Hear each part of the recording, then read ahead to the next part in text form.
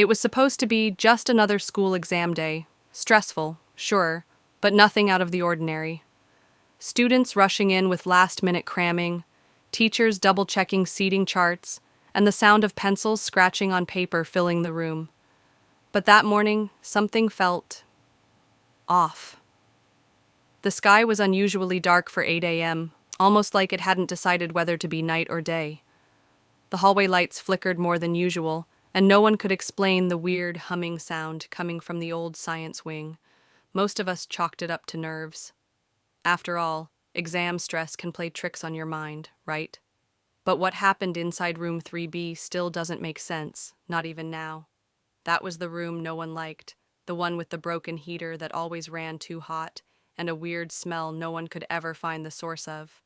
But it was the only room left for overflow testing, so a group of unlucky students, including me, were sent there.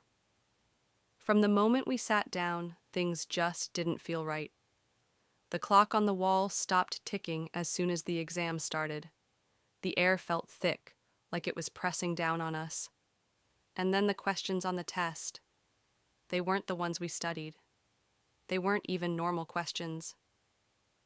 One student raised her hand to ask the teacher about it, but the teacher wasn't there anymore. She'd been there when we walked in. We all saw her. But now her desk was empty, and the hallway door was locked from the outside. What happened next was something no one could explain. And it's the reason none of us ever walk past room 3B without remembering that exam day. And trust me, you'll want to hear what happened next.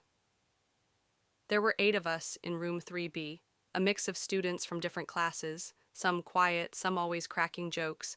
But that morning, nobody was in the mood to talk. Everyone had their heads down, ready to start the school exam. But as soon as the teacher disappeared, everything changed. We all just sat there for a few seconds, thinking maybe she'd just stepped out. But minutes passed, then 10, then 20, and still nothing. We knocked on the door, shouted into the hallway, even tried calling out through the vents, but no one answered. Phones had no signal. That humming noise from earlier? It was louder now, almost like it was pulsing. And then the lights went out. Not all at once. They flickered, dimmed, then came back, but just enough to cast shadows that didn't look quite right. I remember watching one of the students, Malik, walk to the door and try to force it open. He was the type who didn't believe in ghost stories, always had an explanation for everything. But when he grabbed the handle, he froze. He said it was ice cold, like it had been in a freezer. The metal burned his hand. We didn't believe him until he showed us the red marks across his palm. That's when Maya, who was sitting near the window, said something that chilled all of us. "Guys, look outside." We all rushed over, but there was no outside. Where the parking lot should have been, there was just thick, gray fog, not like regular morning fog. It was swirling slowly, like it was alive, like it was waiting. Someone joked that maybe the school decided to play a prank for exam week, but no one laughed, not even the class clown. There was something about the way the air felt, still, heavy and full of pressure, that told us this wasn't some senior prank. And then we heard the sound of scratching from inside the walls. The scratching didn't stop. It moved, along the walls, across the ceiling, under the floor. At first we thought maybe it was rats or something, but it was too deliberate. Like whatever was making the noise knew we were inside and was circling us. Every time we tried to trace it, the sound shifted, like it was playing with us. That's when the panic really started to set in. Maya began crying softly. Malik was pacing. The rest of us huddled near the front of the room, whispering ideas. One girl, Priya, who'd always been super smart and level-headed, tried to keep everyone calm. "Maybe it's some kind of lockdown drill," she said. "Maybe we're just supposed to stay here until someone comes." But deep down, none of us believed that. To make things worse, the test papers on our desks had changed. Where there were once math problems and essay prompts, now there were strange questions typed in bold letters, questions that didn't make any sense. Things like, What did you leave unfinished? Or do you remember what you promised? Some were written as riddles, others just one single word, repeating over and over again. Answer, answer, answer.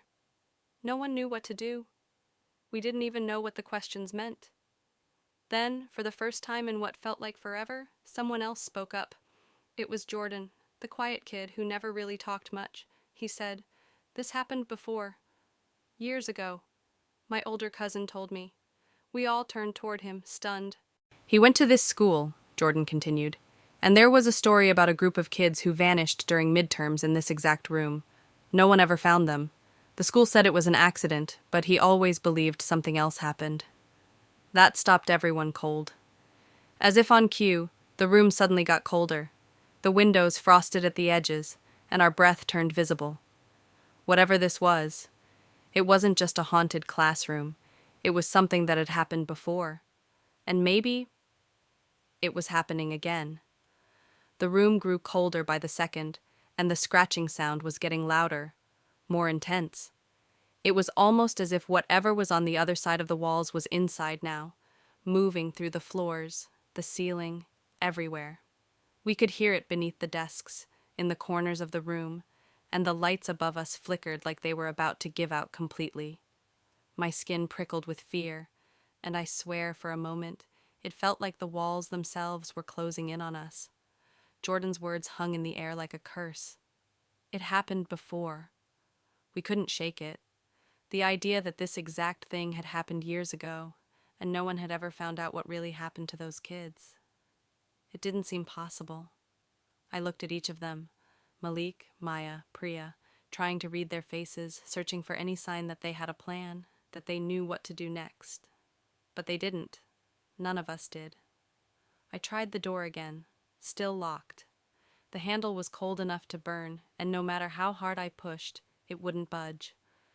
It was like we were trapped in this space, but not just physically. Something was holding us here. We weren't just stuck in a room. We were stuck in a moment, stuck in a loop that had happened before and was happening again.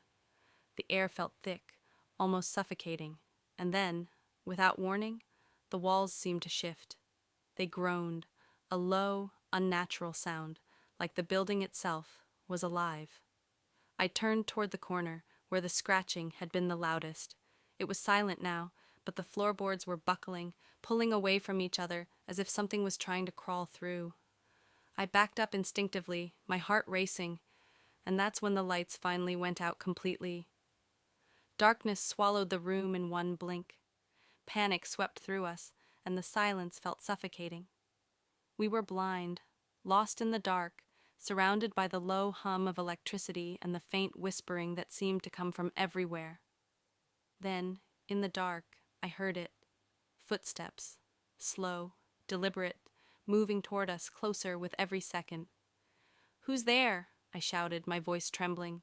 No one answered, but I felt something move past me. Cold air brushed against my cheek, and for a split second I saw something. A shape, a shadow that didn't belong in the darkness. A figure. But it wasn't like a person, not exactly. It was shifting, like smoke or mist, but with form.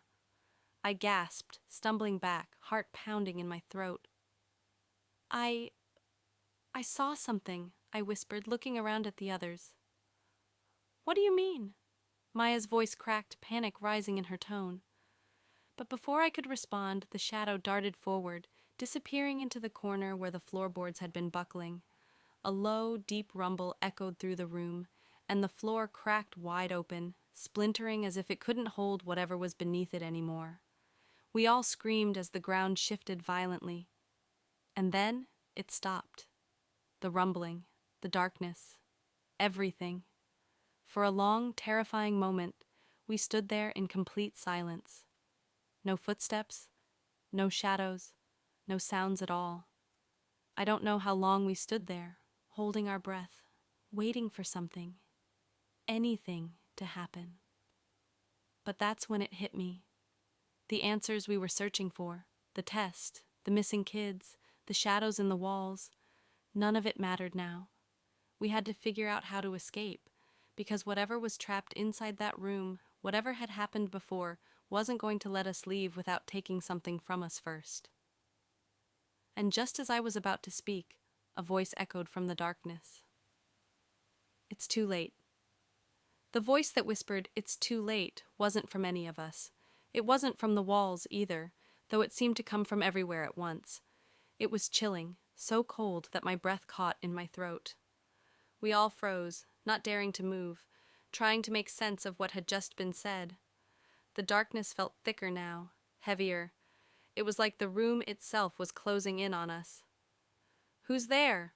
Malik finally managed to ask, his voice shaking. There was no answer, but then the ground beneath us shifted again. The floor groaned, and I swear I felt a pulse of energy radiate through the air. The scratching returned, louder than ever, but now it sounded different, more frantic, like something was desperately trying to escape. And then, with a jolt, the lights flickered back on, but not in the way they should have. The bulbs were dim, and the glow was sickly, casting long shadows that didn't match the shapes in the room. Suddenly Priya screamed. Her face was pale, eyes wide with terror.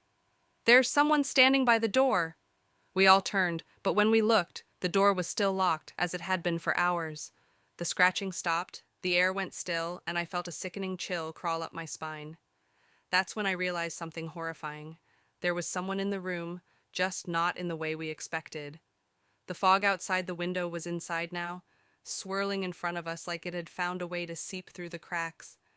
I looked around, eyes darting from one face to the next, trying to understand what was happening. The room had become a nightmare, a twisted reflection of everything that was wrong. Then the floorboards beneath us groaned again, louder this time, as if something immense was moving under the house. And suddenly, a dark shape began to form in the center of the room. It started as a small, barely noticeable ripple, like water spreading in a pool. But then it grew. It expanded, moving toward us slowly, purposefully, like it was alive.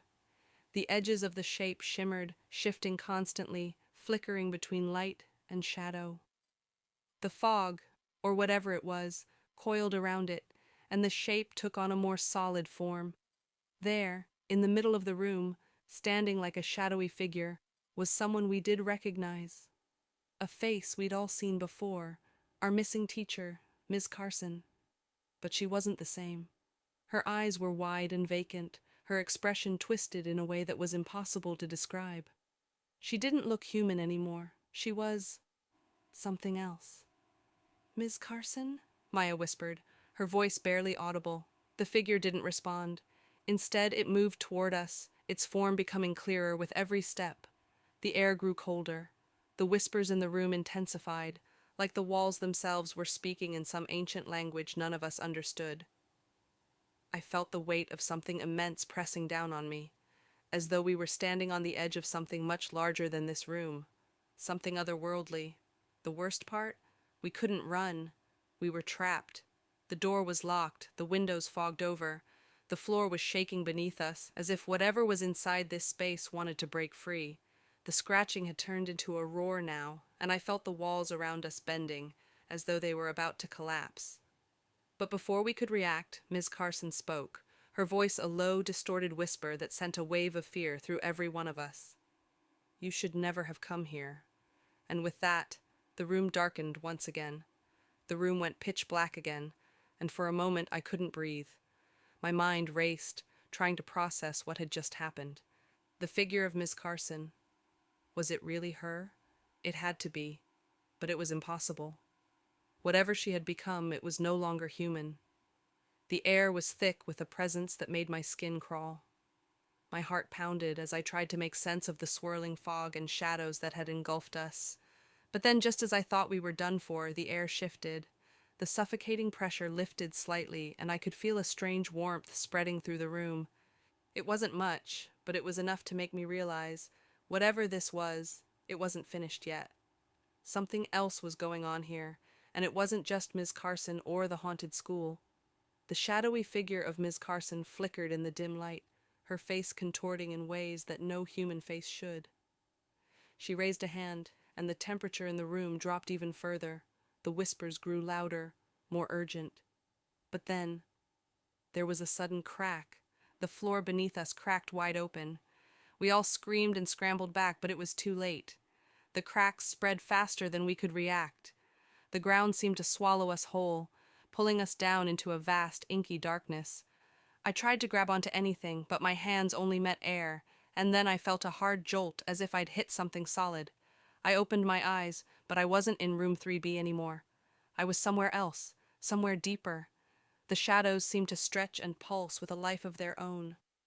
The fog swirled around us, and I could hear the voices more clearly now, faint and desperate. They were the voices of the missing students, the ones who had vanished years ago, the ones no one had ever found. "Help us," a voice whispered. A voice. We were all stuck in a loop, a never-ending cycle, repeating over and over again. Just as the fog closed in around us, something unexpected happened. A bright light flared from the cracks in the floor. For a second, everything went silent. Then, from the light, I heard a voice, a familiar one. It was Ms. Carson's. But this time, it wasn't distorted. It was clear. "You must finish the test." The light blazed brighter, blinding us all, and for one terrifying moment, I thought we were going to disappear forever. And then, the world went black. When the blinding light finally dimmed, everything was still. The fog, the shadows, and the cold had all disappeared. I opened my eyes, not sure of what I'd see, and for a moment I thought maybe I was dreaming, still trapped in the nightmare. But I wasn't. We were back in room 3B, the floor solid beneath my feet, the air warm once again. The test papers lay on the desks as if nothing had ever happened. But there was something different. We were different. I glanced around at the others, Malik, Maya, Priya, and Jordan. They looked just as confused as I felt, but there was a new understanding between us. We'd just lived through something impossible, something that couldn't be explained. The stories, the warnings, the trapped souls. It had all been real. Ms. Carson was standing in the corner, her face calm and composed, no longer the twisted figure we'd seen before. She looked like she hadn't aged a day. "It's over," she said softly, her voice now almost kind. "You made it." We stared at her, still trying to process everything. The room was the same, yet nothing was the same. The walls didn't feel quite as solid anymore. The whispers had stopped. The scratchy, uncomfortable feeling that had hung in the air for hours was gone. And with that came a strange sense of finality. Whatever had been trapping us, whatever had been feeding off our fear and confusion, had released its grip. But as Miss Carson turned and walked toward the door, she paused. Her eyes met mine, and for a brief moment, I thought I saw something darker behind her gaze. "Remember," she said, voice low and serious, "not all tests are meant to be passed." The door opened before she could say anything more, and she stepped out, leaving us in silence. The light from the hallway spilled in, but I couldn't shake the feeling that something else was watching us, waiting for us to leave. We all left the room slowly, each of us still in shock, but with one shared truth. We'd barely escaped. Whatever happened to those other kids, whatever dark force we had confronted, was still out there. We didn't know if it was gone for good or if it would come back, but we knew one thing for sure. This school would never feel the same, and neither would we.